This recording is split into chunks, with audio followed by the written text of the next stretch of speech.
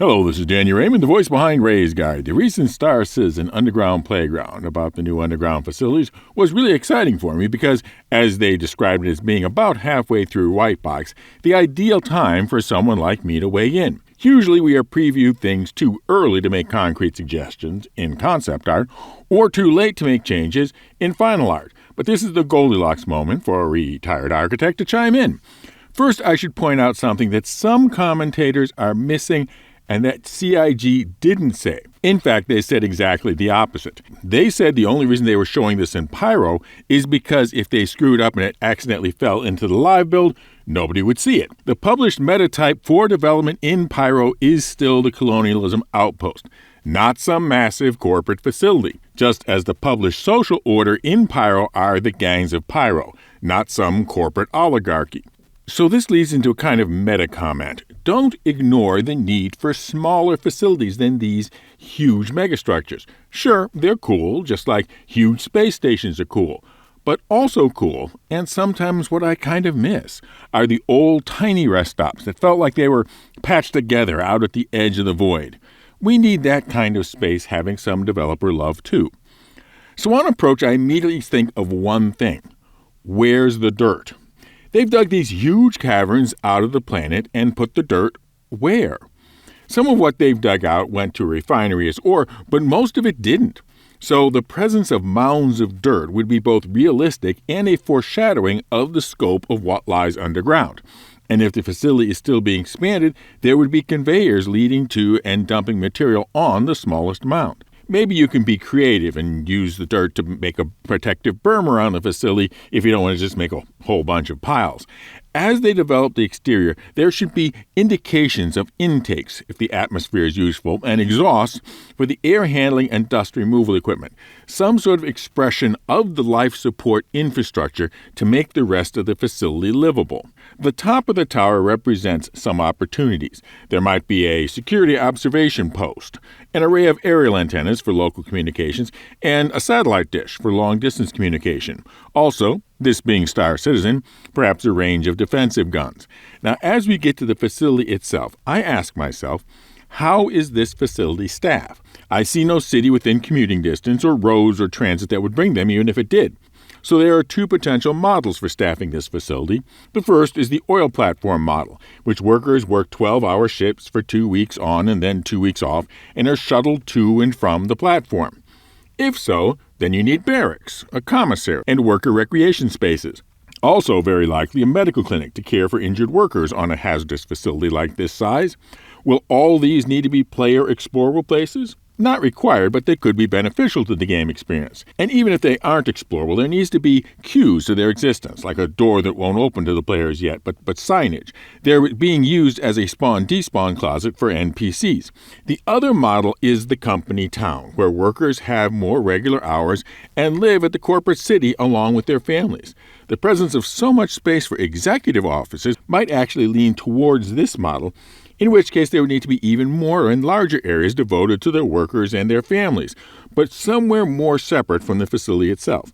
A lot can go into making a place like this feel like a living, breathing world. When we get further in, a couple other points come into my mind. The first was that although the concept art had plenty of ductwork and plumbing, the White Box, so far, does not. This is a deep underground location where very dusty work is being done.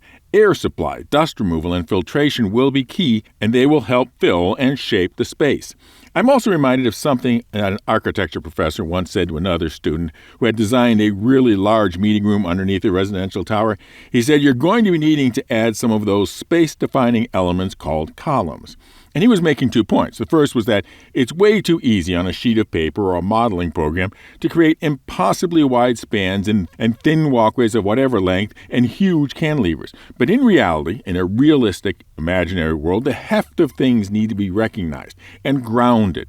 His second point was that columns, particularly when they're used in rows as a colonnade, Columns shape space, often in interesting ways. They frame views, direct motion, and they can be hidden behind tactically and be used to give a sense of rhythm to very large spaces. Another thing is I didn't have a sense of the ongoing industry to a place other than just a lot of boxes and a few cranes. If this facility is a functioning mine, and I presume it's supposed to be, then we know what a mining head should look like in the game. We know what an extractor beam looks like in the game. We know what other mining gear like drills or augers look like. We know what a rock conveyor belt looks like. And if we are speaking about ways to sneak in and around the facility, a conveyor belt also represents such a mobility opportunity. So as the design progresses, there needs to be more of this function-specific equipment, some of it actually functioning. That's what is missing sometimes from the design of game environments in general, and not just at CIG, but they go from attractive pieces of concept art to building individual rooms without really trying to get a grasp of the function of the spaces and the function of the facility as a whole. Perhaps that is what we are trying to do with these spreadsheets, but spreadsheets aren't really very good at visualization. So, for example, at one point they talk about a bridge, and they suggest that, well, maybe the bridge could retract. Control points. So, what if this bridge, I know it's a little blurred over this chasm, what if you could retract that back and forth? But if they're going to make it feel real and not just a game gimmick, they have to ask two questions. First, why does it need to retract? So let's say it needs to retract because there's a tall piece of machinery that needs to go by. Well, then put that tall piece of machinery in the space to make the whole thing feel real. Then ask the question, how does it retract? And show how it does retract. Does it tilt like a drawbridge with a fulcrum and counterbalance? Well, then show the pivot, hinge, and counterbalance. Does it rise on cables and counterweights? Show those. Maybe it retracts under the other floors with rollers. Show those. If we can have complex mechanical rigging of a landing gear that people rarely see, we can have basic mechanics on a drawbridge that will be evident. Sure, maybe there was a time back in the days of Duke Nukem or Doom when computers couldn't handle anything else, so doors and floors just magically slid away, but not anymore. Now you can have a room with a machine that might need to get by and a bridge and a pivot hinge and counterweights, and you can think maybe there's a switch for that, rather than stumbling on a big red button that makes a piece of floor suddenly appear and disappear. Now, some will say, lighten up, Dan, it's just a white box. And yes, that is why this is the best time for me to be saying these things, when they can be suggestions on the path still to be taken, rather than complaints about the work already finished. Sure, maybe they would have done these things anyway, but then just take it as a validation of being on the right path. Now for an update on our giveaways, we now have 2 ship giveaways and 1 skill contest. The first is the 10,000 subscriber, soon to be 11,000 subscriber thank you for the LTI Hull C, that colossal cargo container carrying craft to be given away when the sea becomes flyable in the verse.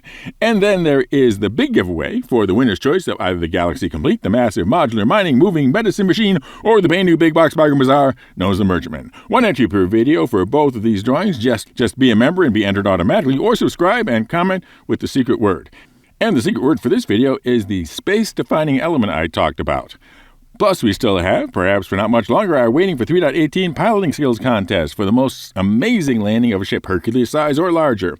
See the video in the description for that. Fly safe, keep it real, and I'll see you in the verse. This is Daniel Raymond for Ray's Guide.